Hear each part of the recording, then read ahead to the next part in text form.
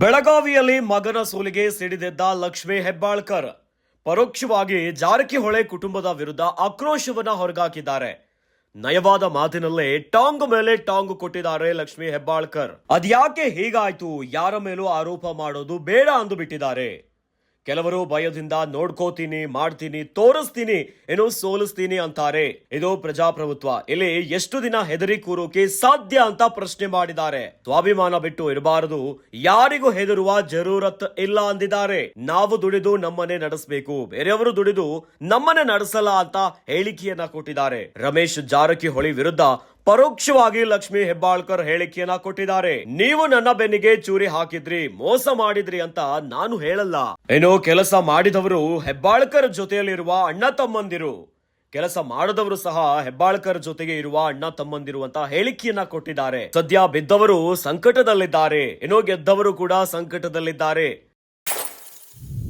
ಸದ್ಯ ಬಿದ್ದವರು ಸಂಕಟದಲ್ಲಿದ್ದಾರೆ, ಗೆದ್ದವರು ಕೂಡ ಸಂಕಟದಲ್ಲಿದ್ದಾರೆ ಅಂತ ಹೇಳಿಕೆ ಕೊಟ್ಟಿದ್ದಾರೆ. ಬಿದ್ದವರು ಹೆಂಗ್ ಬಿದ್ವಿ ಅಂತ ಸಂಕಟ ಪಡ್ತಿದ್ದಾರೆ, ಏನೋ ಗೆದ್ದವರು ಯಾಕೆ ಕಡಿಮೆ ಆಯ್ತು ಅಂತ ಸಂಕಟ ಪಡ್ತಿದ್ದಾರೆ. ಪರೋಕ್ಷವಾಗಿ ಸತೀಶ್ ಜಾರಕಿಹೊಳಿಗೆ ಟಾಂಗ್ ಕೊಟ್ಟಿದ್ದಾರೆ ಲಕ್ಷ್ಮೀ ಹೆಬ್ಬಾಳ್ಕರ್. ಏನೋ ಬೆಳಗಾವಿಯಲ್ಲಿ ಮಗನ ಸೋಲಿಗೆ ಲಕ್ಷ್ಮೀ ಹೆಬ್ಬಾಳ್ಕರ್ ಸಿಡಿದೆದ್ದು ಬಿಟ್ಟಿದ್ದಾರೆ. ಪರೋಕ್ಷವಾಗಿ ಸತೀಶ್ ಜಾರಕಿಹೊಳಿ ಕುಟುಂಬದ ವಿರುದ್ಧ ಆಕ್ರೋಶವನ್ನ ಹೊರಗಾಕಿದ್ದಾರೆ. ನಯವಾಗೇನೆ ಮಾತಿನಲ್ಲೇ ಟಾಂಗ್ ಮೇಲೆ ಟಾಂಗ್ ಅನ್ನ ಕೊಟ್ಟಿದ್ದಾರೆ ಹೆಬ್ಬಾಳ್ಕರ್. ಅದ್ಯಾಕೆ ಹೀಗಾಯ್ತು, ಯಾರ ಮೇಲೂ ಆರೋಪ ಮಾಡೋದು ಬೇಡ ಅಂದು ಬಿಟ್ಟಿದ್ದಾರೆ. ಕೆಲವರು ಭಯದಿಂದ ನೋಡ್ಕೋತೀನಿ, ಮಾಡ್ತೀನಿ, ತೋರಿಸ್ತೀನಿ, ಏನೋ ಸೋಲಿಸ್ತೀನಿ ಅಂತಾರೆ. ಇದು ಪ್ರಜಾಪ್ರಭುತ್ವ. ಇಲ್ಲಿ ಎಷ್ಟು ದಿನ ಹೆದರಿ ಕೂರೋಕೆ ಸಾಧ್ಯ ಅಂತ ಲಕ್ಷ್ಮೀ ಹೆಬ್ಬಾಳ್ಕರ್ ನಯವಾಗಿನೇ ಪರೋಕ್ಷವಾಗಿ ಜಾರಕಿಹೊಳಿ ಕುಟುಂಬದ ಮೇಲೆ ಆಕ್ರೋಶವನ್ನ ಹೊರಗಾಕಿದ್ದಾರೆ. ಸ್ವಾಭಿಮಾನ ಬಿಟ್ಟು ಇರಬಾರದು, ಯಾರಿಗೂ ಹೆದರಿರುವಂತ ಜರೂರತ್ ಇಲ್ಲ ಅಂದು ಬಿಟ್ಟಿದ್ದಾರೆ. ನಾವು ದುಡಿದು ನಮ್ಮನೆಯನ್ನ ನಡೆಸಬೇಕು, ಬೇರೆಯವರು ದುಡಿದು ನಮ್ಮನೆಯನ್ನ ನಡೆಸಲ್ಲ ಅಂತ ನಯವಾಗಿನೇ ಟಾಂಗ್ ಮೇಲೆ ಟಾಂಗ್ ಅನ್ನ ಕೊಟ್ಟಿದ್ದಾರೆ. ರಮೇಶ್ ಜಾರಕಿಹೊಳಿ ವಿರುದ್ಧ ಪರೋಕ್ಷವಾಗಿ ಲಕ್ಷ್ಮೀ ಹೆಬ್ಬಾಳ್ಕರ್ ಹೇಳಿಕೆಯನ್ನ ಕೊಟ್ಟಿದ್ದಾರೆ. ನೀವು ನನ್ನ ಬೆನ್ನಿಗೆ ಚೂರಿ ಹಾಕಿದ್ರಿ, ಮೋಸ ಮಾಡಿದ್ರಿ ಅಂತ ನಾನು ಹೇಳಲ್ಲ ಅಂತ ಹೇಳಿಬಿಟ್ಟಿದ್ದಾರೆ. ಕೆಲಸ ಮಾಡಿದವರು ಹೆಬ್ಬಾಳ್ಕರ್ ಜೊತೆಯಲ್ಲಿರುವ ಅಣ್ಣ ತಮ್ಮಂದಿರು, ಇನ್ನು ಕೆಲಸ ಮಾಡದವರು ಸಹ ಹೆಬ್ಬಾಳ್ಕರ್ ಜೊತೆಗೆ ಇರುವಂತಹ ಅಣ್ಣ ತಮ್ಮಂದಿರು ಅಂತ ಹೇಳ್ಬಿಟ್ಟಿದ್ದಾರೆ. ರಮೇಶ್ ಜಾರಕಿಹೊಳಿ ವಿರುದ್ಧ ಪರೋಕ್ಷವಾಗಿ ಲಕ್ಷ್ಮೀ ಹೆಬ್ಬಾಳ್ಕರ್ ಹೇಳಿಕೆಯನ್ನ ಕೊಟ್ಟಿದ್ದಾರೆ. ನೀವು ನನ್ನ ಬೆನ್ನಿಗೆ ಚೂರಿ ಹಾಕಿದ್ರಿ, ಮೋಸ ಮಾಡಿದ್ರಿ ಅಂತ ನಾನು ಹೇಳಲ್ಲ. ಈ ರೀತಿಯಾಗಿ ನಯವಾಗಿನೇ ಈಗ ಜಾರಕಿಹೊಳಿ ಕುಟುಂಬದ ವಿರುದ್ಧ ಆಕ್ರೋಶವನ್ನ ಹೊರಗಾಕಿದ್ದಾರೆ. ಟಾಂಗ್ ಮೇಲೆ ಟಾಂಗ್ ಕೊಟ್ಟಿದ್ದಾರೆ. ನಮ್ಮ ಅದು ಯಾಕೆ ಹಾಗಾಯಿತು, ಯಾರ ಮೇಲೆ ಕೂಡ ಆರೋಪ ಮಾಡೋದು ಬೇಡ, ಆದ್ರೆ ಅದನ್ನ ಸುಧಾರಿಸ್ಕೊಳ್ಬೇಕಾಗುತ್ತೆ. ಗೆರೆ ಕೊಟ್ಟು ಹೇಳುವಂತ ಮಾತು ಬರೋದಿಲ್ಲ. ಕೆಲವು ಜನ ಮಾಡ್ತಾರೆ, ವಯಸ್ಸಿಂದ ಮಾತಿನಿಂದ ನೀನು ನೋಡ್ಕೊಳ್ತೀನಿ, ನೀನು ಮಾಡ್ತೀನಿ, ನೀನು ಅದನ್ನು ಮಾಡ್ತೀನಿ, ಇದನ್ನು ಮಾಡ್ತೀನಿ. ಪ್ರಜಾಪ್ರಭುತ್ವ ಇದೆ. ಪ್ರಜಾಪ್ರಭುತ್ವದಲ್ಲಿ ಎಷ್ಟು ದಿನ ಅಂತ ಹೇಳಿಕೊಂಡು ಸಾಧ್ಯ ಇದೆ. ಆ ಇರಬೇಕು ಸ್ವಾಭಿಮಾನ. ಹುಟ್ಟಿದ ನಿಮಿಷ ಒಂದು ಸಾಯಲೇಬೇಕು, ಆದರೆ ಸ್ವಾಭಿಮಾನ ಮಾತ್ರ ಇರಬಾರ್ದು. ಅದು ಮನುಷ್ಯತ್ವ ಅಲ್ಲ, ಸ್ವಾಭಿಮಾನದಿಂದ ಬರಬೇಕು. ಅದಕ್ಕೆ ಅಲ್ಲ ನಾವು ಮನುಷ್ಯರಾಗಿ ಹುಟ್ಟಿದ್ದು. ನಾನು ಇಷ್ಟೇ ಹೇಳಲಿಕ್ಕೆ ಬಯಸ್ತೇನೆ ಬಂಧುಗಳೇ, ಯಾರಿಗೂ ಹೆದರೋದು ಸಿಗೋದಿಲ್ಲ. ನಮ್ಮ ಅನ್ನ, ನಮ್ಮ ಬೆನ್ನಿಗೆ ಎರಡು ರೊಟ್ಟಿಯನ್ನು ನಾವು ದುಡಿದು ತಿಂದಾಗ ಮಾತ್ರ ನಮಗೆ ಸಾಧ್ಯ ಆಗುತ್ತೆ ಹೊರತು ಬೇರೆಯವರು ನಮ್ಮ ಮನೆ ನಡೆಸೋದಿಲ್ಲ, ಬೇರೆಯವರೇನು ನಮಗೆ ಕೈ ತುತ್ತು ಮಾಡಿ ಹಾಕೋದಿಲ್ಲ. ನಮ್ಮ ಸ್ವಾಭಿಮಾನವನ್ನು ನಾವು ಬಿಟ್ಕೊಡೋದು ಬೇಡ.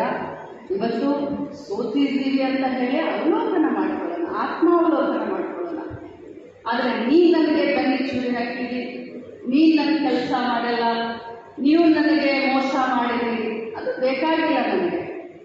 ಕೆಲಸ ಮಾಡಿದವರು ಲಕ್ಷ್ಮೀ ಹೆಬ್ಬಾಳ್ಕರ್ ಜೊತೆ ಇರುವಂತ ಅಂತ ಬಂದರು, ಕೆಲಸ ಮಾಡಿದವರು ಲಕ್ಷ್ಮೀ ಹೆಬ್ಬಾಳ್ಕರ್ ಜೊತೆ ಇರುವಂತ ಅಂತ ಬಂದರು. ನನ್ನ ಮಗನಿಗೆ ಅದನ್ನೇ ಹೇಳಿದ್ದೀನಿ, ಯಾರು ನನಗೆ ಸಹಾಯ ಮಾಡಿದಾರೋ ಅವರು ನಿನಗೆ ಕಣ್ಣಿ ಕಾಣುವಂಥದ್ದು, ಯಾರು ಮಾಡಲ್ಲೋ ಅವರು ಕೂಡ ನಿನಗೆ ದೇವರು. ಯಾಕಂತಂದ್ರೆ ಈಗ ಆಗಬಹುದಲ್ಲ ಅಂತ ಮುಂದಿನ ದಿನದಲ್ಲಿ ನೀನು ಎಚ್ಚರಿಕೆಯಿಂದ ಇರಲಿಕ್ಕೆ ನಿಮಗೆ ಅವರು ಸಹಾಯ ಮಾಡಿದ್ದಾರೆ ಅಂತ ಹೇಳ್ತೀನಿ. ಇವಾಗ ಏನಾಗಿದೆ, ಬೆಳಗ್ಗೆ ಅಣ್ಣನ ಹತ್ರ ಮಾತಾಡಬೇಕಾದ್ರೆ, ಸಿದ್ಲಿಂಗಣ್ಣನ ಹತ್ರ ಮಾತಾಡಬೇಕಾದ್ರೆ ಒಂದು ಮಾತನ್ನ ಹೇಳಿದೆ, ಬಿದ್ದವರು ಸಂಕಟದಲ್ಲಿ, ಗೆದ್ದವರು ಸಂಕಟದಲ್ಲಿ. ಬಿದ್ದವರು ಹೆಂಗೆ ಬಿದ್ವಿ ಅಂತ ಹೇಳಿ ಸಂಕಟ ಪಡ್ಕೊಂಡ್ರೆ, ಗೆದ್ದವರು ಯಾಕೆ ಕಡಿಮೆ ಆಯಿತು ಅಂತ ಸಂಕಟ ಪಡ್ಕೊಳ್ತಾ ಒಂದು ಪ್ರಸಂಗ. ಅದಕ್ಕೆ ಇದು ರಾಜಕಾರಣ ನೀರಾಗಲಿಕ್ಕೆ ಬಿಡೋದು ಬೇಡ ಬಂಧುಗಳೇ. ತಾವೆಲ್ಲ ಒಂದು ಸಮಯದಲ್ಲೂ ಕೂಡ ತಾವು ನಮ್ಮ ಬೆನ್ನಿಗೆ ನಮ್ಮ ಪಕ್ಷವನ್ನ ಸಂಘಟನೆ ಮಾಡಿದ್ರಿ. ನನಗೆ ಒಂದು ಕಲೆ ಇತ್ತು, ತಾವೆಲ್ಲ ಹೊರಗೆ ಬೀಳ್ತೀರಾ ಇಲ್ಲ ಹೇಗೆ ಏನು ಅಂತ. ಯಾಕಂದ್ರೆ ಮಾಂತೇಶ್ ಕಡಾಡಿ ಅವರು ಮಾತನಾಡಿದಾಗೆಲ್ಲ ಅಕ್ಕ ನಮ್ಮ ಜನ ಕಣ್ಣಿಗೆ ಕಾಣೋದಿಲ್ಲ, ಆಗ ಇರ್ತಾರೆ ಓಟ್ ಮಾತ್ರ ನಾವು ಬೀಳ್ತವೆ ಅಂತ ಪದೇ ಪದೇ ಹೇಳ್ತಾ ಇದ್ವಿ. ಆದ್ರೆ ಪ್ರತಿಯೊಂದು ಬೂತ್ನಲ್ಲಿ 15 ಜನ ಕಾರ್ಯಕರ್ತರು ಇದ್ರೂ ಕೂಡ ಬಹಳಷ್ಟು ಶಿಸ್ತಿನಿಂದ ನಮ್ಮ ಪಕ್ಷದ ಅಭ್ಯರ್ಥಿನ ಗೆಲ್ಲಿಸಲಿಕ್ಕೆ ತಾವು ಪ್ರಯತ್ನ ಪಟ್ಟಿದ್ದೀರಾ. ತಮ್ಮ ಋಣ ನನ್ನ ಮೇಲೆ, ನನ್ನ ಮಗನ ಮೇಲೆ, ಪಕ್ಷದ ಮೇಲೆ ಇದೆ. ಮತ್ತೆ ಸಂಘಟಿತರಾಗೋಣ, ಮತ್ತೆ ಸಂಘಟನೆಯನ್ನ ಮಾಡೋಣ. ನಿಮ್ಮೆಲ್ಲರ ಜೊತೆ ನಾನು ನಿಲ್ತೀನಿ. ನನ್ನ ಇಲಾಖೆಯಲ್ಲಾಗಲಿ ಸರ್ಕಾರದಲ್ಲಾಗಲಿ ಏನು ನನ್ನ ಕಡೆಯಿಂದ ಸಹಾಯ ಸಹಕಾರ ಬೇಕೋ ಅದನ್ನು ನಾನು ಮಾಡ್ತೀನಿ. ನಾನು ಕೂಡ ನಿಮ್ಮ ಜೊತೆ ನಿಮ್ಮ ಕಷ್ಟದಲ್ಲಿ ಸುಖದಲ್ಲಿ ಇರ್ತೀನಿ. ಯಾವುದೇ ಕಾರಣಕ್ಕೂ ಕೂಡ ಹಿಂದೆ ಒಳ್ಳೆ ನೋಡೋದು ಬೇಡ, ಇನ್ನು ಮುಂದೆ ಸಾಗೋಣ ಅಂತ ಹೇಳ್ತಾ ಧೈರ್ಯದಿಂದ ತಾವೆಲ್ಲ ಇರಿ.